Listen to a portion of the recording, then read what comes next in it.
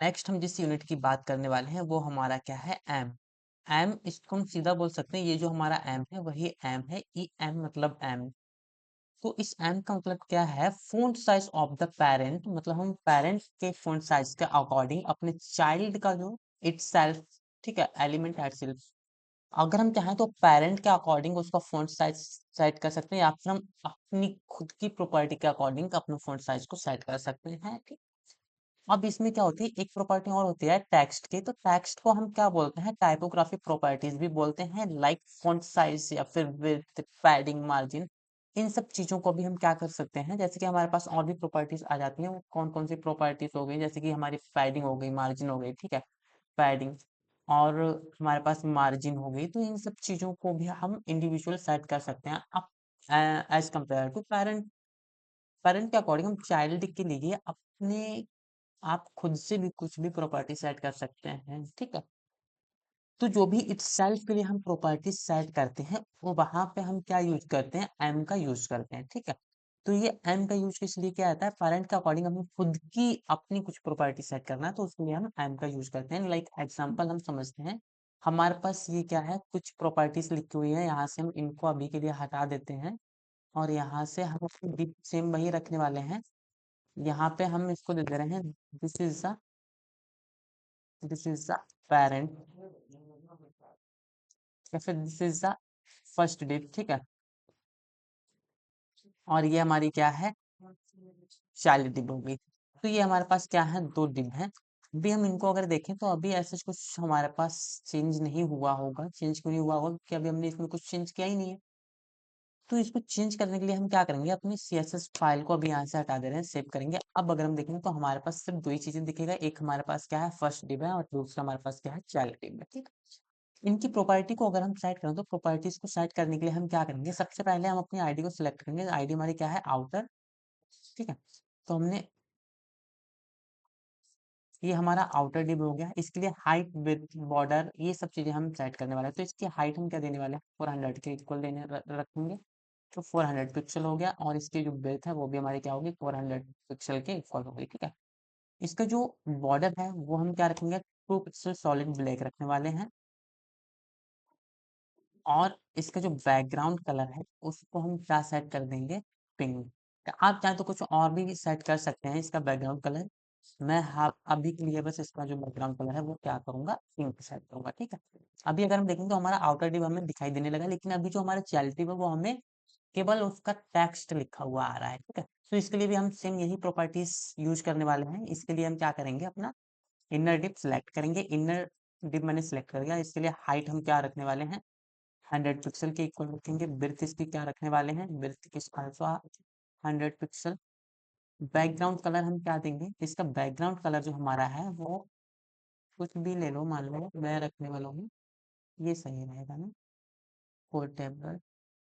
तो ये हमारा क्या हो गया। अब हमने दोनों डिप के लिए उनकी हाइट, विड्थ, वेडिंग मार्जिन सब कुछ सेट कर रखा है। अब हम नेक्स्ट क्या करेंगे, अपना जो पेरेंट डिप है उसका कुछ ना कुछ फॉन्ट साइज फिक्स कर दे रहे हैं। मान लो मैं यहाँ पे इसका जो फॉन्ट साइज है, फॉन्ट साइज वो 20 पिक्सल के इक्वल सेट करें। तो अभी के लिए हमारा जो फॉन्ट साइज है वो क्या हो गया, 20 पिक्सल के इक्वल हो गया। अगर अब हम इसको इंस्पेक्ट करें, चाइल्ड का और पेरेंट का दोनों का फॉन्ट साइज हमारा अभी क्या है, 20 के इक्वल ही आने वाला, ठीक है। इनर जो डिव है उसके लिए अलग से हम उसकी प्रॉपर्टीज को सेट कर सकते हैं। तो इसका अगर हम फॉन्ट साइज करेंगे, मान लो हमने फॉन्ट साइज कर दिया कितना, 1 EM के इक्वल अगर हमने कर दिया, तो 1 EM क्या हो गया हमारा, मतलब पेरेंट की 2 टाइम्स, ठीक है।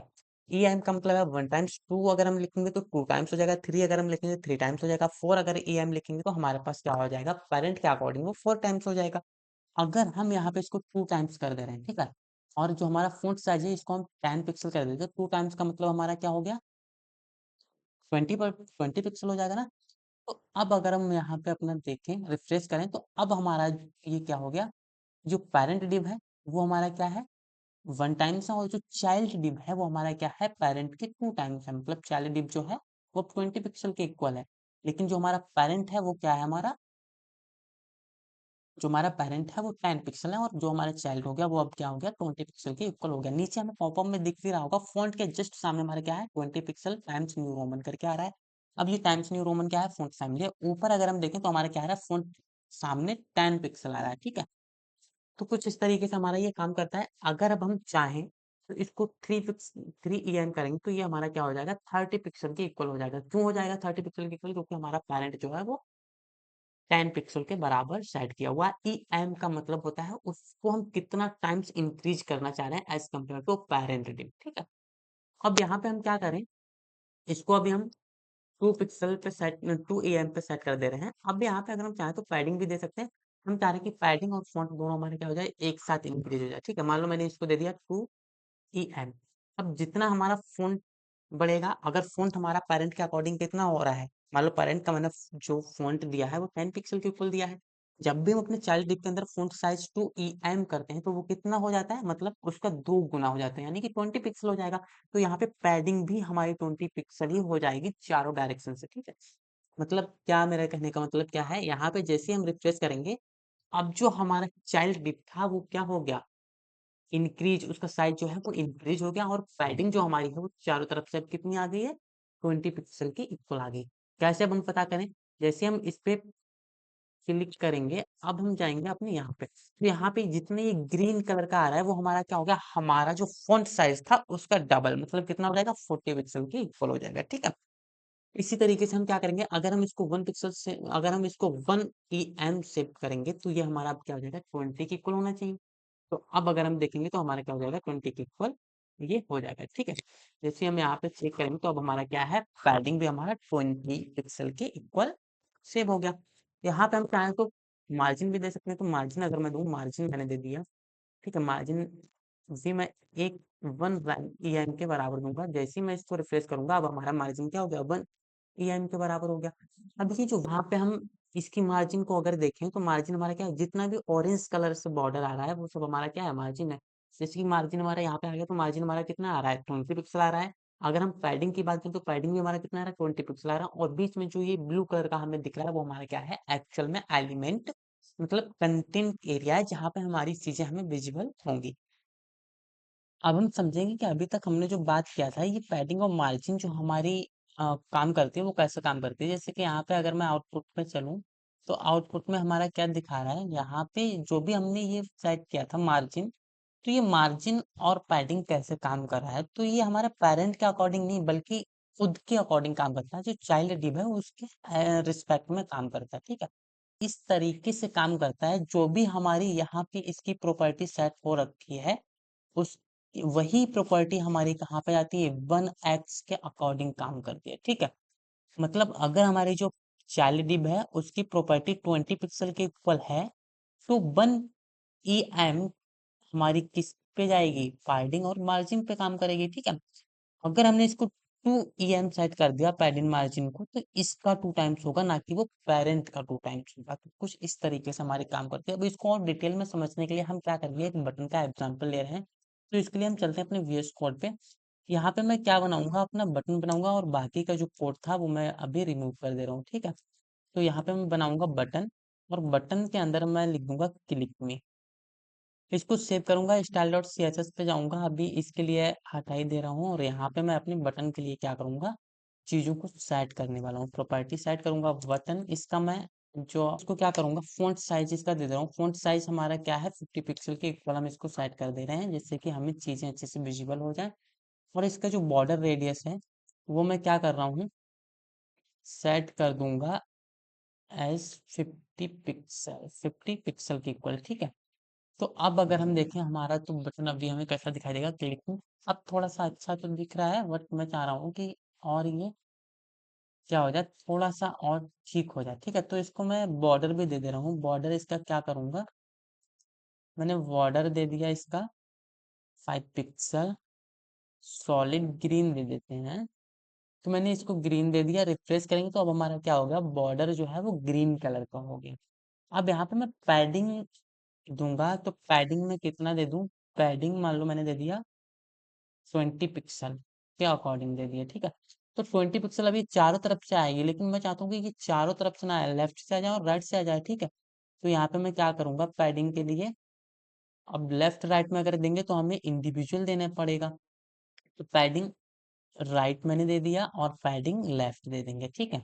मैंने पैडिंग 20 पिक्सल कहाँ दे दिया, अब लेफ्ट में भी दे देंगे, तो मैंने पैडिंग लेफ्ट कर दिया। अब अगर हम देखेंगे तो हमारी जो पैडिंग है वो राइट और लेफ्ट से आ गया, टॉप और बॉटम से अभी वैसी ही जैसी पहले थी, ठीक है। अब हम क्या चाहते हैं, मान लो अगर मैंने, अभी हमारा जो बटन है वो कुछ इस तरीके से दिखाई दे रहा है, अभी लेफ्ट और राइट से जो पैडिंग है वो कितना है, 20 पिक्सल के इक्वल है, मान लो।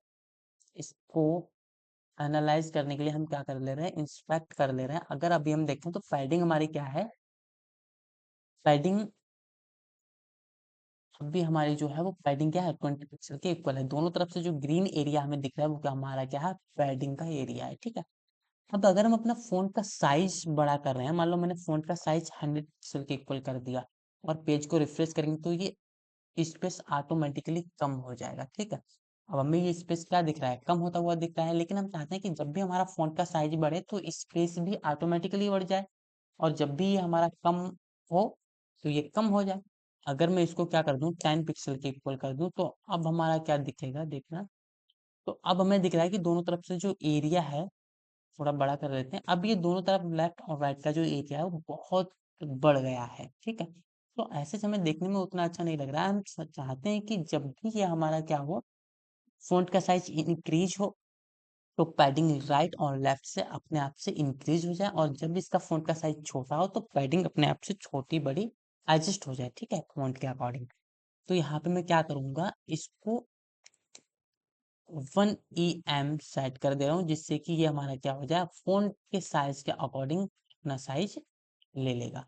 अब अगर हम सेव करें और चीज़ों को एनालाइज करेंगे तो अब हमें दिख रहा है कि इसने अपने आप से फ़ॉन्ट के अकॉर्डिंग चीज़ों को एनालाइज कर लिया और खुद से अपनी जो पैडिंग है वो एडजस्ट कर ली, ठीक है।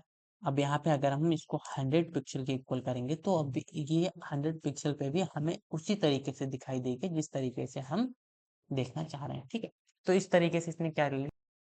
नेक्स्ट हम बात करने वाले हैं ड्रॉबैक ऑफ EM। इसमें वाइल इफेक्टिंग नेस्टेड एलिमेंट, मतलब जब भी हमारा EM काम करता है तो ये क्या करता है, एक नेस्टेड की तरह काम करता है। अभी नेस्टेड का मतलब क्या है, हमारा पेरेंट का साइज कुछ है, फिर इनर जो डिव है उसका साइज कुछ है, उसके अंदर जो डिव है उसका साइज उसका डबल हो जाएगा, इस तरीके से मतलब 2x पे वो काम करता है, ठीक है। जैसे कि अगर मैं बात करूं, यहाँ पे चलते हैं अपने VS कोड पे, तो हमें थोड़ा अच्छे से समझ में आएगा। मान लो मैंने सबसे पहले दे दिया सेक्शन। अब इस सेक्शन के अंदर हम क्या करेंगे, 3 और अपने डिव बनाएंगे, ठीक है। तो मैंने यहाँ पे बना दिया डिव 1, ये हमारा क्या है, डिव 1, और इस डिव 1 के अंदर मैंने क्या कर दिया, एक डिव और बना दिया जिसका नाम मैंने रख दिया डिव 2, ठीक है। इस डिव 2 के अंदर मैं क्या करूंगा, एक डिव और बनाऊंगा जिसका मैं नाम रख दूंगा डिव 3। तो ये हमारा डिव 3 हो गया। अब इनके लिए मैं क्या करूंगा, कुछ डिजाइन करूंगा। तो यहाँ पे मैं डिव के लिए इसकी CSS प्रॉपर्टी को सेट करने वाला हूँ। इसका जो फॉन्ट साइज है वो मैं क्या करूंगा, 1 EM के इक्वल सेट करने वाला हूँ, ठीक है। तो मैंने इसको 1 EM के इक्वल अभी सेट कर दिया, तो ये क्या है, सबका साइज नॉर्मली हमें दिखाई दे रहा है जैसा कि हमें दिखना चाहिए, ऐसा ही हमें नॉर्मल दिख, वैसे भी दिखता है, ठीक है। अब यहाँ पे गलती से अगर गलती से भी हमने इसको क्या कर दिया, 2 EM के इक्वल सेट कर दिया, तो ये क्या करेगा, अपने से ऊपर वाले का क्या हो जाएगा, डबल हो जाएगा। जैसे कि डिव 1 है वो सेक्शन का डबल हो जाएगा, डिव 2 जो है वो डिव 1 का डबल हो जाएगा, और डिव 3 जो है वो डिव 2 का डबल हो जाएगा। कुछ इस तरीके से ये क्या हो जाएगा, हायरार्की बन जाएगी, ठीक है। अब यहाँ पे हम क्या करते हैं, हम चाहते हैं कि ये क्या करें, इक्वल रहे। तो इक्वल तो नहीं रहेगा, इसके लिए हम क्या करेंगे, अपने सेक्शन के लिए देख लेते हैं अलग से देखने के बाद। तो सेक्शन का अगर हम फॉन्ट साइज दें, तो इसका फॉन्ट साइज में क्या कर रहा हूँ, 50 पिक्सल के ऊपर सेट कर रहा हूँ। अब अगर हम देखें तो भी हमारा सेम वही हायरार्की है, सेक्शन का डबल हमारा डिव 1 है, डिव 1 का डबल हमारा डिव 2 है, डिव 2 का डबल हमारा क्या है, डिव 3 है।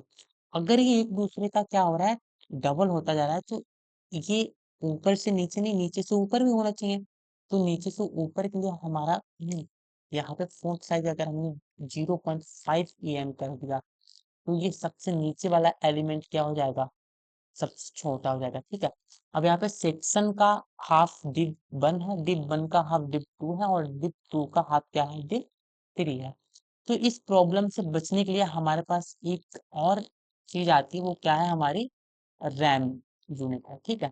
तो अब हम इस रैम यूनिट को पढ़ने वाले हैं। इस रैम, रैम मतलब रूट एम, ठीक है। ये रूट एम क्या करता है, full size of the root element. Root element क्या है, जैसे कि अभी हमने ये सेक्शन बनाया था, और सेक्शन के अंदर हमने क्या किया था, डिप 1 बनाया था, और डिप 1 के अंदर हमने डिप 2 बनाया था, डिप 2 के अंदर हमने क्या बनाया था, डिप 3 बनाया था, ठीक है। तो अब जो सेक्शन हमारा है वो क्या होगा, एक रूट एलिमेंट होगा। इसके अंदर कितनी भी हिरार्की हो वो उसको फॉलो नहीं करेगा। हमेशा जो डिप 3 है वो भी क्या करेगा, सेक्शन को फॉलो करेगा, डिप 2 भी सेक्शन को फॉलो करेगा, और डिप 1 तो करेगा ही करेगा। तो अब इसके अकॉर्डिंग क्या होगा, चीजें एनालाइज होंगी। जो हमारा एम था वो क्या करता था, हमारा पेरेंट के अकॉर्डिंग चीजों को सेट करता था, और जो चाइल्ड थे वो खुद की प्रॉपर्टी के अकॉर्डिंग सेट करते थे चीजों को, ठीक है। यहाँ पे जो रैम है वो क्या कर रहा है, रूट एलिमेंट के अकॉर्डिंग प्रॉपर्टीज को सेट करते हैं। जैसे कि अभी तक हमने अपने यहाँ एग्जाम्पल में देखा था कि जब भी हम यहाँ पे क्या कर रहे थे, 0.5 em कर रहे थे, तो वो क्या करता था, हाफ होता चला जा रहा था, ठीक है। किसका हाफ होता जाता था, अपने से ऊपर एलिमेंट का। अगर हम यहाँ पे रैम सेट कर देंगे तो वो अब हाफ नहीं होगा, इक्वल होगा। किसके इक्वल होगा, तो वो अब इक्वल होगा जो इसका ओरिजिनल प्रॉपर्टी थी। ओरिजिनल प्रॉपर्टी हमारी मतलब जो हमारा सेक्शन है वो क्या है, रूट है। तो ये रूट का ही हाफ होगा। रूट का हाफ हमारा ये तीनों डिव होने वाले हैं, ठीक है। जैसे हम इसको रिफ्रेश करेंगे तो अब ये हमारा कुछ इस तरीके से काम करता है। तो इस तरीके से हमारी जो सीएसएस है उसमें ये यूनिट्स वर्क करती हैं। अब इनको और डिटेल में पढ़ने के लिए आप क्या